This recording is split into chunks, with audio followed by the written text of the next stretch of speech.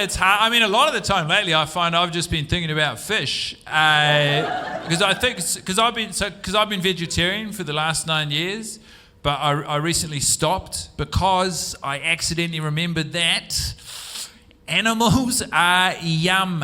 And if you're trying not to eat animals, this would be damn near the last thing you want to remember. And so I try to allay my guilt by thinking, well, maybe the smart ones don't get caught. But I've seen the documentaries, even those guys don't stand a chance. But it feels different for fish, right? Because with fish, if I was in my day-to-day life, I was just walking down the street like that, and then a sandwich just suddenly appears in front of me, no context, just a sandwich there.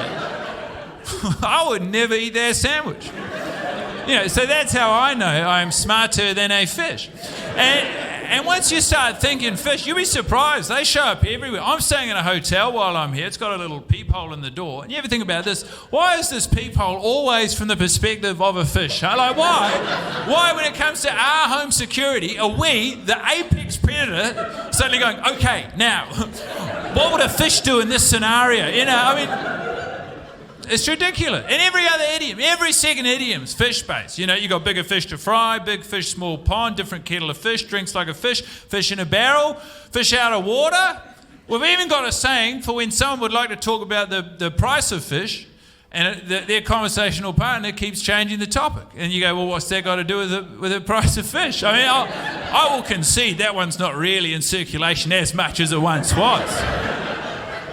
I mostly hear it when I'm saying it at parties, trying to reroute otherwise high-functioning conversations to my preferred topic, but that wasn't always a tired turn of phrase. There was a time that burst onto the scene, There was a time that saying was born, and you'd have to assume it was someone who was shopping for fish.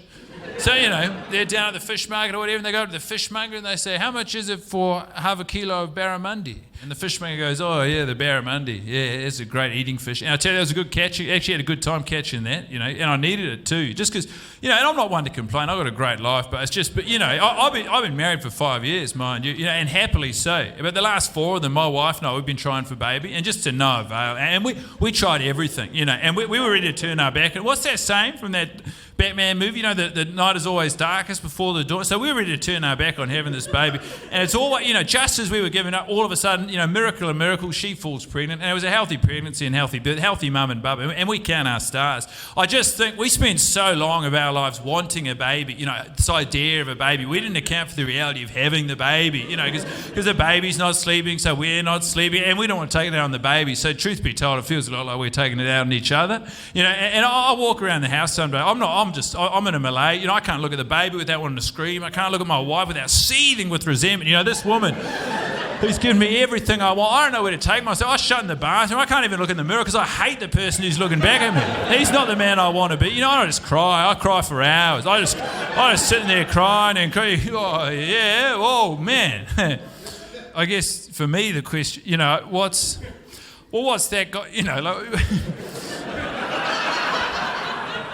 what's that got to do with anything? I forget the saying, but I just say we've got to treat fish with a little more respect. I think the most disrespectful thing we do to fish. What about this? The only time we start charging real money for fish is once we've taken away all their utility. You get them above water, you put them on ice, you go, now you're fucking worth something. You fish. No idea about that guy's life. No idea what was going on down there on his day. He could have been on his way to a big meeting. A little suit and tie.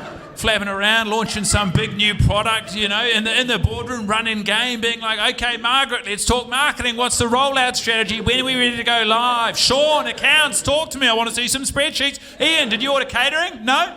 What's that sandwich doing there then, eh? Gone, dead. And for what? For a dry dinner? No respect. Thanks for staying with me through the fish stuff.